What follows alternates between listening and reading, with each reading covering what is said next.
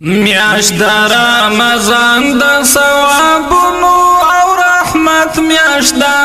د عذابونو د خلاصي او مغفرت میاشت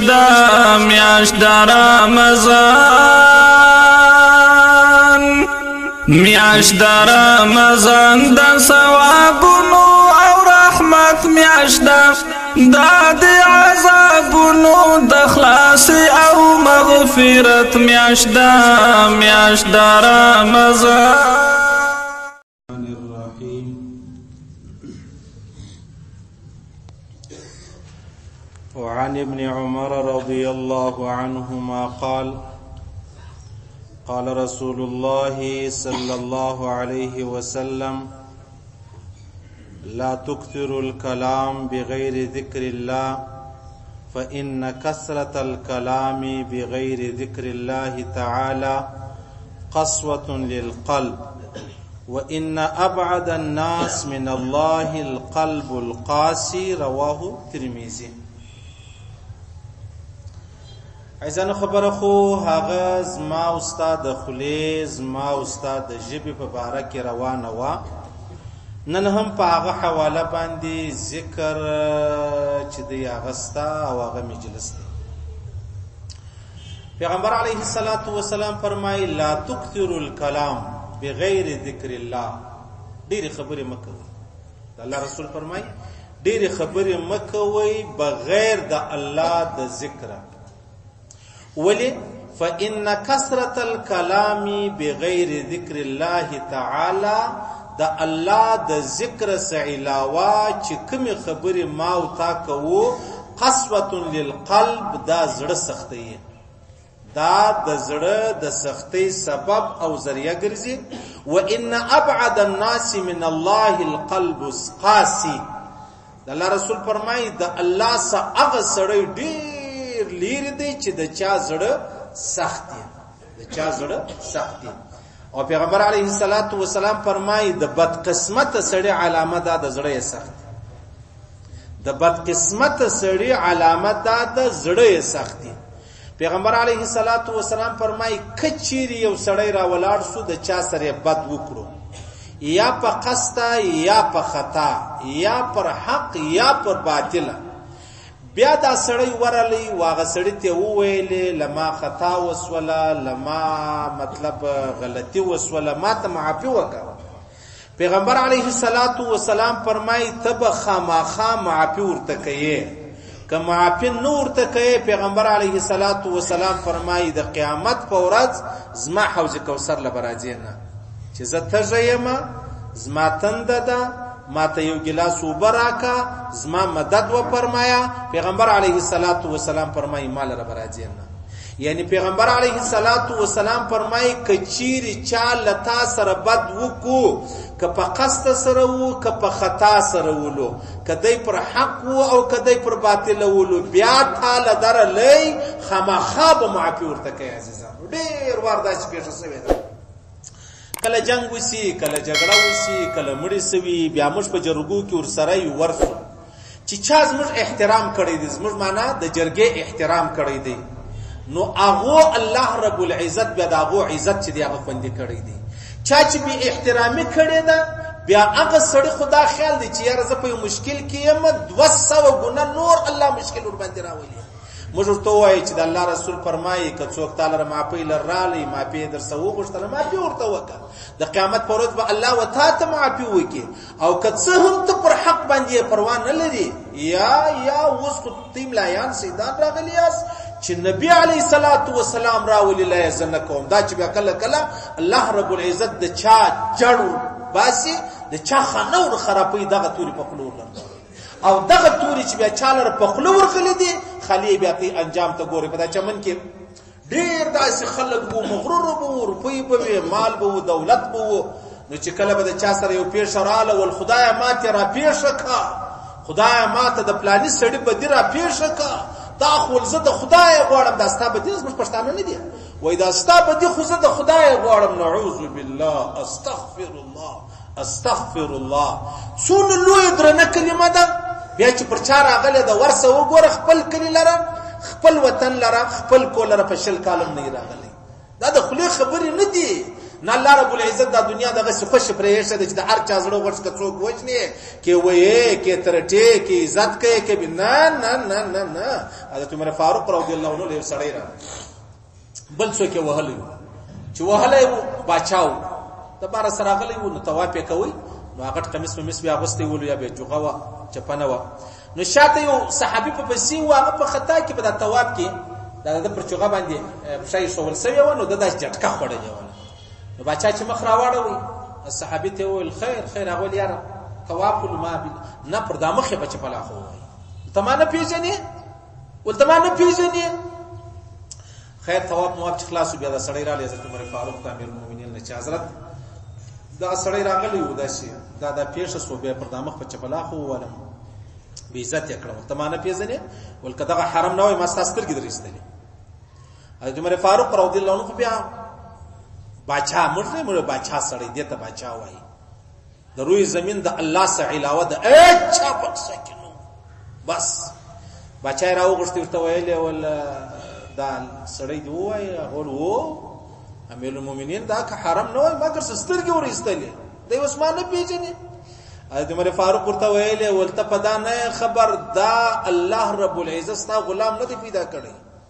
ستا فکر دې زباچایم یا روپی لرم یا ملک یا سردارم یا خانم بدا دا خلک ستا غلامان دي نه نه نه نه نه داسې نه ده خبره ول نو بیا ول داسې به وکي یا خو دې سړی ته مخ ونه سدی بتا هغه سی وویل کته چې دی وهلی وو یا معافي جنواغه بعد دا دوه خبرې په دې دوه خبرې کې د امیر المؤمنین د حضرت عمر فاروق په کتاب بیا نور خبرې نه چلیږي که غټه کې کښنه کې موړه کې مالدار کې غوړه کې دغه څه یو شی نه پکې چلیږي نو بیا هغه ته ماته ټیم راک یو ورځ ټیم راک زه پر دې سوچ وکم یا خو به معافي جنو غواړم یا بدای که غواړي ما دې پر مخ ووي نو ټیم ورکه ټیم چې ورکه د شپې دا باچا وګرځي دی ولاړ خپل وطن له چولاړي بیا په اخر کې نصرانی او بیا پر نصرانیت پر کفر باندې مرسو د یوې خبرې برداشت نه درلودي تکبر درلود لویه درلود غټه خبره درلود مال دولت هم درلود دی یوې چپلاخه چې مړ کېدی ول د یوې چپلاخه سمات ځان استین الله رب العزت ایمان پر سواغ دی چې مړ کېدی اخرت ور دغه وایي صحیح سره دا په ټول ژوند نه وایي چې او ته دا خو زما د چپل اسکار کله کله پښتانه نه دنو رخصه روانه کړی د خره لړی روانه کړی د پټاټور لړی دیم وای ته خو زما د چپل اسکار دی اے خالی الله رب العزت سره د خلی د خبرې باسي چې سبا یې هغه ځای رالي نو بیا دا نه وای چې الله دا ماته سره پیښ شو د په داغه وای چې الله ما څنګه غوښتي واغه رقم سره وسو ټیک سره نو دا درنی خبره ډېر فکر وکوي چې دا اره خبره خدای نه خاصه کله کله انسان دی د خلی خبره وځي فورا تا والله سره خبرې چې الله معافي غواړم یا الله ما غلطي وس پر سجده سو الله پټ سجده وکي الله زما معافي غواړم بس خطا را سو وس ما نفس ما شیطان پلانې زما معافي غواړم الله به دې معاف کړي کني دا غوړي په انتظار سره چاته کوم ورځ الله سره وشته دا هغه ورځ په انتظار سره چې کوم ورځ موږ پښتانه خو نه دا 100 روپۍ پیدا کی الله څخه دا شناخت تعلق لري به غریب او بیچاره پر پیټ څخه کمزوري بس بیا د لپاره بد ډیر اسانه ده په مرته کې واغشتلې سره هغه دی د درې کسان وجلی دي نه برتونه غټ کړي غټ موټر څخه ساده وي د درې مړي کړي دي نو خدای وایي چې دا سړی جهنمی دی دی وایي چې دې سړی مړي کړي دي دا جهنمی دی په دې کې نو د فخر څه خبره ده ته یو مسلمان وژنې د الله رسول فرمایي وای کچیر د مځکه ټول انسانان او د اسمان ټول فرشتي دی و مسلمان په مر کې نه حق شامل شوی د قیامت پر ورځ الله دا ټول فرشتي د اسمانو دا ټول انسانان پړ مخ جهنم ته وایي دا دی و مسلمان په قتل کې دا خو کپ نه دی یار دا د فخر کې غریب دی وجلې دی کمزوري دی وجلې دی بے بس دی وجلې دی یتیم دی وجلې دی د خدای بیچاره مهاجر راغلی واغه دی وجلې دی توسو بل تو باندې ته څه وای ستاده خیالي سپیو دی سپیو تاڼو دی عجز ماش نخته دی ستاش نخته د ستاش نخته استا مبارک د دې بل غریب الله شنخته دی د دې بل غریب الله شنخته دی او وکیل به محمد رسول الله د قیامت بیا ته چم کوي نو لہذا د الله رسول فرمایي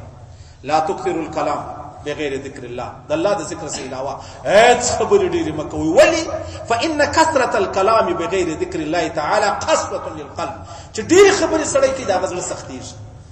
او شقي سړی هغه د الله رسول فرمایي چې زړه یې شقي بدبخت بد قسمت سړی هغه چې زړه یې سخت دی، زړه یې نه نرمیږي. یو صحابي رالی ولی یا رسول الله زړه مې ډیر سخت دی، ماته لاره راوښیه. د الله رسول ته فرمایله غریبان خوروا، غریبان مړوا، او د یتیم پر سر لاس دی راو، ستا زړه به الله در نرم کړي. او وګورئ د هر هغه چا چې زړه یې نرمي هغه به الله بخشي. بالکل نرم زړه دا الله رب العزت قطعا ردی. او سخت زړه ډبره د عزیزانو، سخت زړه په دنیا کې چلیږي نه، سخت زړه چلیږي نه. نو د الله رسول فرمایي وای چې ډېری خبرې سړی کوي زړه به سخت. و ان ابعد الناس من الله قلب قاسي. او د الله څخه چې بیا ډېر لري دی د رحمت په حواله ډېر لري دی هغه دی چې د چا زړه ډېر سخت دی. اوس د ابو جهل خو زړه ډېر سخت ولو، ډېر سخت هغه د امړي دا ویني دا کیسه هیڅ ته نه معلومېدله. الله رب العزت د غسور سره وهم کړو. او د محمد رسول الله زړه ابو بکر صدیق رضی الله عنه خپل بابا راوستي سپنجري سره یو د نیوي کالو ابو قحافه د ایمان د پاره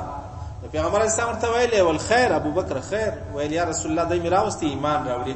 پیغمبر اسلام ورته ویلې ول ابو بکر تا به ماته ویلې زبالت درغلې وای، تا به ماته ویلې وای تا ویلې بابا ته تکلیف ورکوي، بابا یې کافر وو لا اسلام نور راوړي لا نو مسلمان سوال. تا به ماته ویلې وای زبالت کور ته درغلې وای، تا ولې دونه تکلیف وکي. صحیح سلو یو طرف ته د ابو جهل زړه ولو او بل طرف ته د محمد رسول الله زړه ولو. بس دا دوی خبر دا نقش قدم دی. کله ابو جهل پر لار ځي ابو جهل ته به الله ورسي، کله محمد رسول الله پر نقش قدم ځي محمد رسول الله ته به الله ورسي. دې کې نور دوی خبر نه ځایز دا نسی کېدلی چې چمونه د ابو جهل کې ځان محمد رسول الله ته رسي، او دا نسی کېدلی چې چمونه د محمد رسول الله کې ځان ابو جهل ته رسي. دا کېدلی نسی. پرونه کې برونای پتیار کې بتیاری ټیک سلو دا نو نشي کېدل چې پرونه کې روانه ته پرتا بتیاری پتیاری کې روانه پرتا برونای نه نه دا خبره نه ده. الله رسول فرمایي د ډیرو خبرو څخه ځان نه وګوري. او چې کم سړی ډیره خبرې کوي ډیره غلطي بجنه کیږي. کم سړی چې ډیره خبرې کوي ډیره غلطي بجنه کیږي. د الله رسول فرمایي قطعا هغه کار مکو چې بیا سبب ته پښیمانی ظاهره چې یاره ما غلطي څه د پاره کوي. قطعا داسې کار مکو چې سبب بیرته چی سي پښیمانه سي. نو څه ضرورت دی دا کار دې سره ولې کوي. صحیح سلو و ان ابعد الناس من الله قلب القاسي. او چې کوم زړه ډیر سخت او د الله رب العزت نور سره لګي. سخت زړه سره د الله د رسول نه لګي. بالکل چې د چا زړه سخت او هغه لاړو د جهنم ایندن وګرځي. د چا زړه نرمو هغه ته الله رب العزت ډیر لوی شي چې دی هغه ورکړي. وعن عقبه بن عامر رضي الله عنه قال قلت يا رسول الله من نجا. یا رسول الله نجات په چیش کې دی نجات. وسرته ګور عزیزانو زموږ ایمان دی یقین دی چې پیغمبر علیه الصلاۃ والسلام حق دی. د پیغمبر سره چې کوم خبره ده نه ده د الله له جانب ده. او زه نجات غواړم په دنیا کې او نجات ونو زبتا ته چیش تر ورشم ته به ماته چیش را ورشه. د الله رسول څخه پوښتنه وکول یا رسول الله نجات په چیش کې دی نجات چې زه بس محفوظ یم، زه په امن یم، زه مطمئن یم. پیغمبر صلی الله علیه و آله فرمایلی قال امسك عليك لسانك. د خپل ژبې خیال وسه، ژبه کنټرول کړه. ژبه کنټرول کا هر چا چې ژبه کنټرول کړي دا د هغه خطاوی هم کمی دي، ګناوی هم کمی دي، پښیمانی هم کم ده او ملامتیا هم کم ده. چې څوک نه گایږي او نو هیڅوک نور ته استوي نه گایږي. او چې گایږي بیا ورته تا د خدای غلط خبره ده. نو خدای زموږ ته جنگونه خو د خلو پیښیږي. د لاس خو بیا بعد خبره ده. د لاس بیا د خله ترجمانی کوي چې بیا نور خبرې سره پیښې شي. نو ډېری خبرې دا تاوانی دي او ډېری خبرې د الله رسول فرمایي دا تا چی سره رسي دا ته هلاکت ته رسي. او د الله رسول فرمایي ژبه کنټرول کا دا ستاسو لپاره نجات دی. دویمه خبره وليسعك بيتك. فرمایي پیغمبر اسلام بس دا کور د ځان لپاره، مطلب دا د ځان لپاره ځالۍ وګڼه. کور ضرورت نه یې د کور راوځه بس په کور کې شي ضرورت یې نشته. چې کم سړی څونه باري هغه پیښ راځي او چې څونه په کور کې هغه پیښ کوي دا مستي ټوله وایي. او په دې کې شک نشته. ایمان زل راوته سودا راوته په خپل کار په سره له زیاده ټیم چیر تیروا په کور کې تیروا. او په کور کې سړی د شر خلاصي عاجزان تی ورسې وګوري جنگ جوړ شوی دی، جګړه جوړه شوی ده، مړی شوی دی، پلانې شوی دی. یی دا یو ګولان لري چې خلک څونه ډیر تللی پر غیب له څونه ډیر ځوانان مړ شوی دی. او دا یو پر موټر سایکلانو باندې څونه ډیر ځوانان چې هغه خاوري شوی دی. دا یو مطلب اکسیډنټونه چې شوی دی. نو خو کدا سړی پر کور وای یو خو انسان دی ضرورت دی راوته پیښ رااله دته بیا الله شهیدوم ویل دي. لیکن چې دا دون ډیر خلک ناحقه بې ځایه ګرځي او څونه تاوانونه راغلي دي در اوسه دا نه د پیښ شوي څوک د چا کور ته ولاړ وي د پلانۍ راوباسه دا تاوان یې پیښ کړی دی دا خبره ده چې د باندې راوتلی و تاوان یې پیښ کړي اوس کور ته ولاړی الله رسول ته فرمایي وای خپل کور مه پرېږده بس خپل کور د ځان دپاره غنیمت وګڼه او په کور چې سړی ناست ډېر محفوظه ډېر مأمون ډېر د غم د تکلیف دا یو د ګلو چې خلاص دا یو د شکوو چې خلاص دا یو د غیبتو چې خلاص څونه لویه خبره ده او کور څونه زبردست دا د کور درک مسافر ته بیا ورمانېږي چې کله سړی مسافري هغه ته بیا درک ورکوي چې او زه راوتلی یم زه څونه ستړی ستومانه یم چې کشکې واره کور وای زه په کور کې ناست وای بیا چې خاص کر بابا وادي ژوندي بیا سړی خپل بچیانو اولاد لري ډېره زبردست اعلی نسخه ده اوس ګوره موږ په دنیا کې د هر شي نسخې ګورو پلانې نسخه ده لیکن پیغمبر اسلام ته یوه نسخه راوښوله ژبه کنټرول د کوره بې ځایه راوځمه او وابکي على خطیئتک رواه ترمذی وقال حدیث حسن درېمه خبره ده چې خطا در سوسوله فراغ ژاړه پر خپل خطا ژاړه اوس انسان دی اوس ما خطا وس مثلا ځای پر ځای ماته پښیمانی نه درېږي ځای پر ځای ما فکر نه سبا بل سبا درېم سبا لسم سبا اوس ګوره څونه ډېرې ګناوې موږ کړي دي یعنې خاص کر سپین ږیري راواخله په ځوانۍ کې او د ده فکر دا دی ځواني ولاړه نو ګناه مور سره ولاړه صحیح سولو او ځواني ولاړه ګناه نه ده تللې د الله په دربار کې ګناه هغه رقم لیکلې ده نو خو ښه خبره دا ده راولاړ سه چې الله په ځواني کې پلانۍ ګناه راسه وسوله په خدای قسم د الله په لوی قسم الله رب العزت د انسان په دا توبه دونه خوشاله کیږي انسان دی بدکاری جنی وسو بیلاری جنی وسوله او بیلاری او بدکاری خو عقل هم شي او چې چا میسج راکړو شو ځوانو ولمولي ساده د کافرانو سره زنا کول څنګه دي اوس دا اوریدل دي چې مسلمان یم نو د کافرانو سره دا خو د کافر شم کوي زنا د مسلمان کار دی د کافر کار نو طبيعت څنګه وایي چې دا ما وایي ته ما په میسج ته ما وایي کچیر یو کافر ولاړی خپل ملاله وملاته ویله د مسلمانانو سره نعوذ بالله بدکاری کول څنګه بیا ته څه چمبه کې کوي انا لله و انا الیه راجعون دا اوس ګوره دا ځوانای دا په مجلس کې کښینی بیا ګر سره موږ خبرې نه کو خبرې دی کوي ابل جوالک میسج راکړل مولوی صاحب بدکاری ډیر راځي کیږي ما ورته وخت ولګو لاټ څلور میاشتې وخت ولګو مولوی صاحب شي مینه پر ورځي ما ول سبحان الله د دې مثال کو صحیح ډاکټر لره ورچوي ډاکټر صاحب ما دا نه جوړي دا وای دا پلانې دوا وخوره دا خو لمنه پروازي انو ګرځنو نو خو علاج نه غواړي دا داسې علاج غواړي وای ته دواره ته وکه یا یو تعویذ راکزه په جیب کې ګرځو نو بس دا کار نه کوم که په تعویذو کارونه کېدلې د ملایانو د صدري ټول جيبونو په تعویذو ډکوي ملا یو تعویذ نه لري واستي خانه خراب ده په پټوا کې یو تعویذ دی په غاړه می بل تعویذ دی په لاس می بل تعویذ دی په پټوا کې دنه بل تعویذ دی دا پلاني پیر را کړی دی دا پلاني آغا را کړی دی دا پلاني مولوی صاحب را کړی دی خدای دا خلق ولی سر نه خلاصي دی مولوی صاحب څو تعویذونه په غاړه تا ته چې پیغمبر علی السلام دعاګانې د شروولې دي بیا څه ضرورت دی خبر بیا ته د پر خبره باندې دونه باور کوي منم تعویذ دا نه وایم وزم چا د تعویذ ورکوم دا نه وایم خود دې خبرو څه ضرورت چې د چا یقین کمزوري دا به تعویذونه ډیر پکاري دا په یاد لرئ د چا چې یقین کمزوري هغه تعویذونه ډیر پکاري څه ضرورت د مولوی صاحب په خپل ولې تعویذ نه کوي ولې نه کوي نو هغه وایي کول والا الله دی الله وابکی علی خطیئتک پر خپل خطا باندې جاړه الله درې نسخه وشولې اولنۍ نسخه ته نجات غواړي په دنیا او په آخرت کې خپل کنټرول دویمه خبره په کور کې شي بے ځای بے وخت بے مقصد بے غرضه د کور مراوزه او چې کله خطا در سره وسو پرغه د الله سما پیغام پروا نه لري کنه نه که سبای قبل سبای کله کله ډیر بیا عقل خلک را باندې پیرسي تاسو بیا عقل نه باندې پیرسي وایو مولوی صاحب دا چې دا خبرې کوي د زنا په حواله دا نو ته د معنا دا چې زنا وکي خدا نه خاصه نعوذ بالله استغفر الله بیا د بیا نو بیا توبه وباسي دا څونه د عقل خلاص خلک څونه بیا عقلای دي خو زه انسان یم بشر یم او بشر د ګناه څخه خلاص نه یو انبیا دي منزه دي پاک دي ګناه نه کوي یو ملائکه دي پاغو کې الله د ګناه ماده نه دی شي یو زیم پیری دي شیطان دي دا انسان او د جهنم الله رب العزت ته پیری د پاره د انسان د پاره د شیطان د پاره جوړ کړی دی صحیح سلو انسان د انبیاء سره علاوه اوس زموږ څخه خطا کیږي نو چې خطا کیږي الله فرمایي ته معافي وغواړه ته معافو د الله رسول فرمایي یو سړی په حق په سچ معافي د الله سره وغواړي وای پر لارې روان دی ورش دي ورک سلو او بیا ډېر پریشان وسو بیا بیرته دا ورش پیدا سلو د ډېر خوشحالي دا ویل چې الله زه دې رب ته می بندای د ډېر خوشحالي ویل او په کار خدای په دې خبر سي کافر سي او کافر کیږي نه د ډېر خوشحالي دې په ځان نه پیدا د الله رسول فرمایي په خدای قسم لتا بدکاری او بیلاری سوي و رالی د الله څخه معافي وغوښتله او وش والا څو خوشاله کیږي او په خپل وش باندې الله ستاسو په توبه دغه خوشاله کیږي ګناه تا کړې ده غلطي تا کړې ده توبه تا وېستله خوشاله کیږي الله ولې خوشاله کیږي بای چې الله رب العزت ویل نه دی بخښل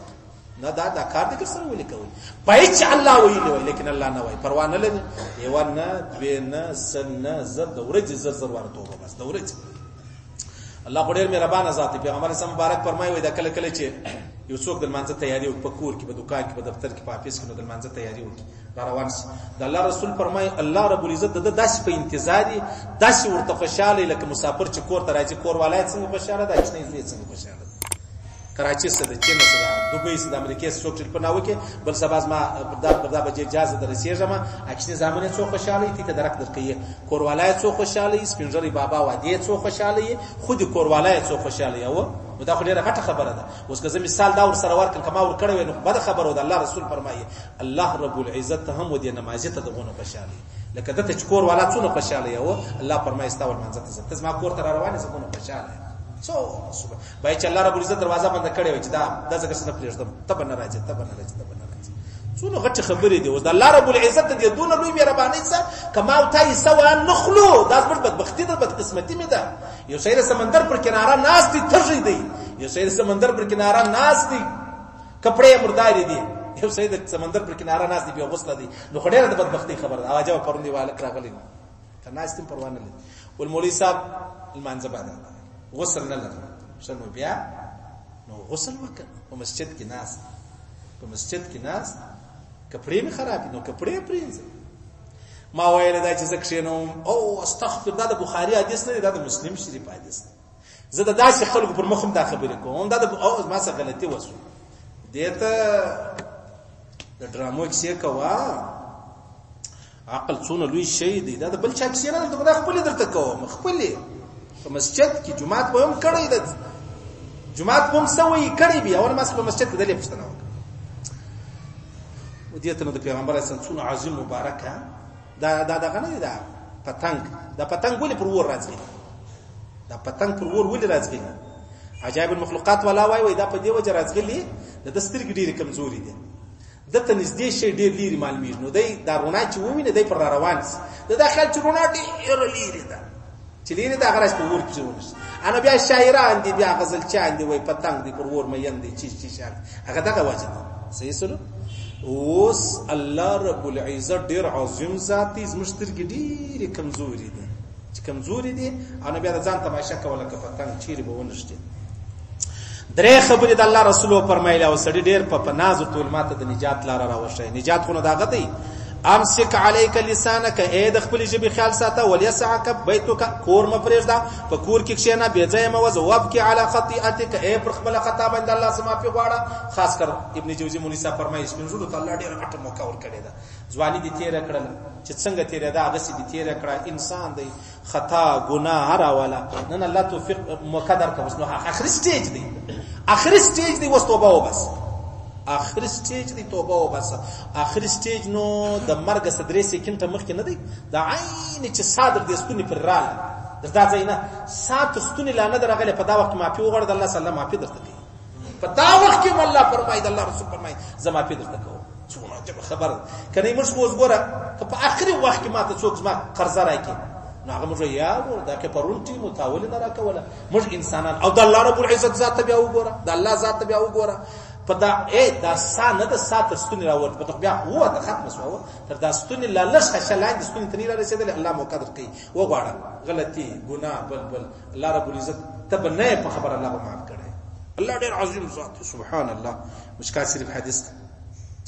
د قیامت پر ورځ سړی د الله په دربار کې پیش نو هغه عمل نامه چې وته لس وکړ چې وسلو یو نه کې ایمان داسو یو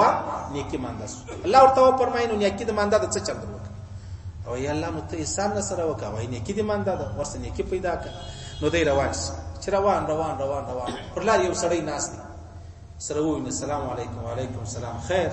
او یا داسي عمل نامه مې وتلل سولا یو نیکی مې مانده ده بس ګرځم که خدای پاک یو ترتیب برابر کړي دته وای ته څنګه ناست وای زما خو حساب وس ونو بیا ول حساب مې وس یو نیکی ګرځل لرم یو نیکی ګرځل لرم نو په یو نیکی نو زما چیز کیږي انو بس دې مجلس سره وکي اخیرا یو سړی ورته وای زما فاقي کار څه شي درې ته خود دې ځان سره د ازما نیکی په واخل کړه دا نیکی جون واخل به تر رسول الله خبر شي خبر دی او ما ته الله راسانه کوي ما ته تصرف لسی الله پښتنه جن وکي خیر هغه الله داس و چا در کوئی پلانې هغه پلانې امراو غواړي چې راوي غواړي وای خیر تو زونه غټ سره ولي الله غټ سره نه ما ول زما یو نیکی زما به ونی کې بنو چی شوس د دوی ونی کې ماده د دوی ونی کې د خو به کار وکم الله فرمایي ته مخلوق کې کمزور یو ونی کې لري دونه غشتله یا په پښتو کې نو زه خو خالق یم زه مالک یم تی دوه اخلاص اسمه دا دی ویني کوي یو ونی کې هم سړی ته داسې په شعور ولي د الله رسول فرمایي د قیامت پر ورځ به یو ځوان دغه به عمل نامه وتلل سينو د دبا په دې عمل نامه کې و ګناه ده د پلار زیر کړی ګناه ده پلار زیر کړی اخر د دې پلار په خاطر به الله د جهنم لره واسطي جهنم لره چې دی ورسې چې وګوري پلار په جهنم کې یو واره بچی کې ناري کې و خدای زه د پلار د وجه جهنم لره غلم ما پلار په خپل په جهنم کې دی نو وس دا سړی به ملائکه ته وایي چې ما بیرته الله لره بوزي ملائکه خنه پریږدي خدای تعالی وایي الله ورته اعتراف کوي چې راي ولې څنګه وی الله رب العزت تاسو د پلار په خاطر جهنم نه واسو ولنو وس دا یو احسان سره وکړ څه احسان ودا د پلار ګناوي زما پر غاړه راوچ او زما پلار نه راو بس خو هغه هم زره وایي وزم یم پلار مې هم دی زه د ازما پلار ته چې کوم سزا ورکړي هغه ما ته راکړه بس زما پلار راو بده جهنم الله فرمایي وي ته د مور پلار سره دونه احسان کوي په دغه خبره ورستم راوځه ستا پلار په جهنم کې هغه راوځي دا الان کې آخرت نه کوي زین دي دا نه چې په آخرت کې سره چاته وبور کې ثواب لري لیکن دا عجب نه ولدا خبره ده د بابا او د دې مسله چې راشي په آخرت کې هم ته یو نیکی وکي د نیکی اراده وکي اراده الله رب العزت هغه اراده داسې کې لکه د دنیا داسې کې لکه د دنیا الله ورته ورسه خپل د لاس ونسه دا ستا پر دا یو خبره بچتا ویلی الله د سزا او ماته نو دا چې په دنیا کې څوک مور پلار زیری یا مور پلار تنګي یا د مور پلار خیال نه ساتي یا مور پلار تشکنځای وکي یا نور دا څونه عجب خبره ده عجب د الله لوی ته وګوره د بابا او حق ته وګوره بس ما په خبره کې ډیر سوچ باندې دروازه نن ګورات لسمه روزه داو یعنی ختمه دوی و بولو خو بیا بابا زادي بیا بستي بنگړي بیا ورشتي بیا نو کورجی بیا خبرې درته ګوري نو دا روزه او بابا او اجي سپینځري دا داس بس دا کله بابا له کمره کې دی ادم بابا له کمره کې دی په دغه داسې حال کې به ورځ حال راشي بابا مړ دی یا ادم داسې په بدلام نه کې الله رب العزت په داسې سره سواک دا روزه موږ کوټول ولا کوي چې موږ روزه ته څونه پریشان روزه دا ټیک اوس په لاله زغورم لیکن چې داسې حساب وکي مجموعي حساب وکي ته را لولاړه داسې به د الله سووزي والله لکه مرغه چې د سړي د الله سووزي داسې به د الله سووزي کوشش دا وکي الله پکې راضي قرآن تلاوت ذکر استغفار بد مکوا ظلم مکوا شدی په وسه پرو شکوا کونډه در معلومه و یتیم در معلومه د خپل الله سبحانه ورته په ذل جلال دا غټ قسمونه په دې درته اخلم چې دا زما یقین دی دا زما یقین ورسا الله بستا ووم پښلابات ووم او جواب ورته سبحان الله غالبا حدیث شریف دی پیغمبر علیه الصلاۃ والسلام فرمایي وای کوم څه د مور پلار سره شکه د مور پلار الله دونه برکتونه پرکشیر دي تر ووم پښته پر دا برکتونه ووم پښت او چې کله یو سید مور پلار سره ناجایز کوي تر ووم پښته د بے برکتی پر پرتی ووم پښت اوس نو مور پلار وګوره کزه څملای ما غایم ارشم اسما بابا ملا نه دی او خو زبد د خادم مزدور نوکر چوپړ چې کوم بولی دا بنګي دا بکیر دا چې ته بزان را رسې دا غپ نه ده سبحان الله نو روزه دا و اوس اعتکاف هم را روان دي د روزې په اسلام باندې اعتکاف کرونا مسلې دي کوشش وکړئ د اعتکاف کوشش وکړئ اعتکاف لا راسي خپل بستر راوړي الکان نه غرزنه نه بستر راوړه د اعتکاف خو نو به خډير خبرې دي پیغمبر اسلام مبارک چې اخر کال وفات کړي شل ورځې په اعتکاف کې وو اول لس ورځې په اعتکاف کې وو بیا بل وار بل لس ورځې په اعتکاف کې وو په اخري وار بیا لس ورځې اعتکاف بیا و فرمایله په اخري لس ورځو کې شب قدر چې دی غستا شب قدر شپه په اخري لس ورځو کې ده دا شیخ صاحب رحم الله فرمایي د اعتکاف په معنا څه خلاصي اعتکاف نور خبرې کوي پرې اعتکاف دا معنا ده یا الله راغله مستقبل بس ما بخښه نور خبرې نشته دا شیخ صاحب فرمایي اعتکاف دا معنا ده زراغله یا الله ستا کور لرستا در لرستا چوکاټ لر ما بخښه نور خبرې نکي ځایږي نو ستا څه فکر دی چې ما د کور په چوکاټ کې وښ په تیرې کې چې ارڅ بد رسره کړی زه به تا نه وبخښم او حال دا دې کمزور یم نو الله رب العزت په څنګه تا نه بخښي الله به څنګه تا نه بخښي او خاص کر بیا زنان راواخله په خپل کمره کې یو کمره معلومه کې پاک په اعتکاف کې کښین کله کور څخه کار مار سره کوي هم پروا نه لري خو زیاده ټیم چې دغه په کمره کې کا تلاوت کوا ذکر کوا فکر کوا او استغفار وایا کښنیان کې قرآن شریف زده کښنیان در غواړي سي بار اورته وایا قرآن شریف ته وایا چې زړه ته وایا هیڅ پریشانی نشته پکې ټیکسلو نو پته کوم کچیر د چا داسې ترتیب برابرې جوړه غټه خبره ده بعد اعتکاف ما خلاصه در وشو نو معنا دا ده چې خدای یا الله راغله مستادر له ما به بخښي ما به بخښي خامخا به می بخښي او څنګه رب نشته باندې بخښي صحیح سلو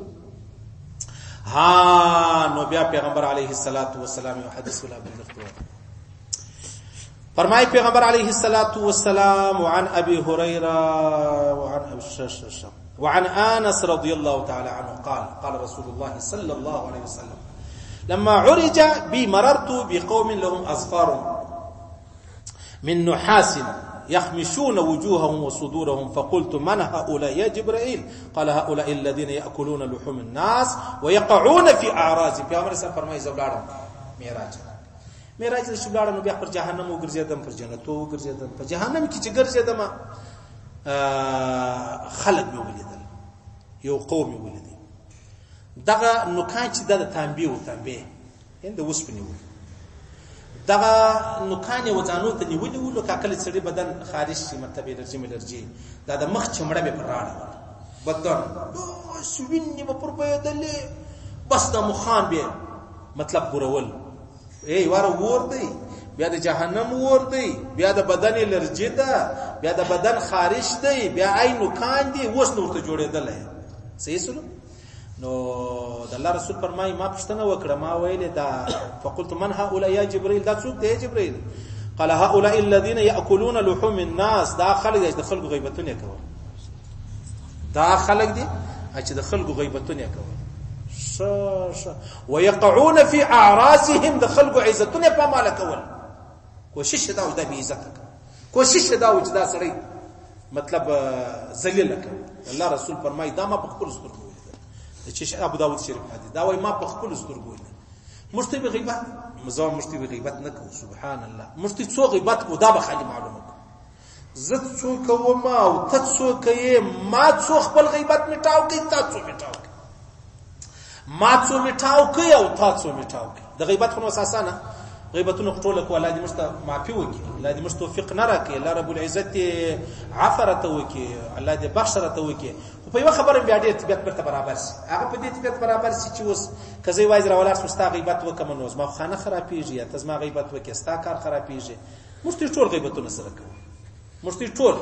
کما پتا پسې کړی دي نو تابو په ما پسې کړی کما په بل پسې کړی شاید په ما پسې کړی د قیامت ورځ به الله ورته وایي چې ورته خپل ځان سره وبخښي ځان سره وبخښي بس بیا تی خلاص صاحب بس دایو خبره ده اطمینان ده که څوم دا بده خبره ده او دویمه خبره ده د عزیزانو د غیبت د بخښلو د الله رسول فرمایي کچیر ته د چا غیبت وکړي واستاد په د باندې ځان بخښي استغفار پسې وایي په دې چې شو وایي چې دا ډېر څه سړی صحیح سلو نیکی وک استغفر الله استغفر اوس کله بیا خلک یاره مشکل کړي او ځوار وایي موږ ماشاء الله څه ور ځواني ده یاره چې ساتم چې نو ولې کاپه مر سره کړي هغه چې ته دی وګای وي او خدای پاک او رنگ د انسان نور نو د خدای بیچاره یو سړی ته وایي مولوی صاحب زخونه تا چې ویل تل استغفار ډیر وای ز استغفار وایم استغفار اے ظالمه ما ویلې استغفر الله ویل کیږي نه می استغفار دی استغفر الله یا الله زما مغفرت او فرمای ما ته معافي وکړه دا معنا استغفار دا خو دې استغفار ته نه اخلي وای ما په خدا راکم وای خدای خدای وبخشي او تی بدر موږ لا ډیر شو موږ دا خیال څو وشار سره درته ناست نه به څه زوره ور وشار د الله رسول به ویلې ولته ما ته نږدې وشاران خلک درېږي په مانځ کې غلط سم یو پته براکه په ما په دې شان ولاړ چې زه د جمعې پر څلورم رکعت ته ولاړ سم د په ولر سره ولاړ قسم په خدای رسول ولاړ دای شي دا به دا کوي چې نن ما کال مولوی صاحب ته یو قسم سوي نن ما کال څلور رکعت څه ضرورت دي چې اول صف راځي څه ضرورت دي چې د زمواري ځای لرځي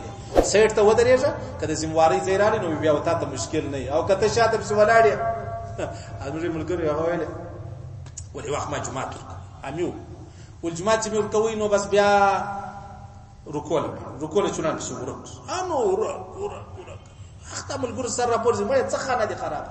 ول سمع الله ولمن حمد راسي رسول چش ویل کیږي نو یار الله پر رکوع کوي دا چې بیا د مولوی صاحب شاته ولاړ او مولوی صاحب په منځ کې غلط څه دا ویل څنګه د چی فتح ورکی دا بسانو کې ولې کله نه ورسره ولید ویم نو خدای د پاره انسان دی پیغمبر سم ویله ول ماته بشاران خلک نږدې درېږي که زپل منځ کې اوس پیغمبر سي وخت منظور کوي د څلور رکعات د څلور رکعات پر ځای 2 رکعات ورته بیا صحابي پښتنه وکول یا رسول الله وحي را لي ولیا وحي نه درغلي خیر ولتال منځ 2 رکعات راکې چلو او بیرته بیا صحیح سره اوس پیغمبر اوس نو څوک یا شنو مولوی صاحب پیغمبر سم غلطي په منځ کې پیغمبر سم نه غلطي دی پیغمبر سم د مزګ ستانوي صاحب فرمایي تللی معراج لره بتللی البته د الله سره په مجلس ولو اېدم ځکه خبرې به جنې رسوله مش خلاصو شیطان نه نوځه د شیطان سره په خبرو اخته اې د الله ملاقات می لازم د دې فرق دی ټیک سره لازم د دې فرق دی نو په دې وجه باندې چې کله ما ته چا غیبت کړی دی پد بسویل د شکنځای زه خپل دخلي د خوا کمزوري مال دي ما پیراته وکي خو بس هغه په دې کمزوري د غشانه باندې پیښیږي د غي شان در باندې پیښي په بل شی والله کراو څو در څو به تاستر کې مړی نیولیا بس الکه سم دمه وریا د دماغ مره خو وس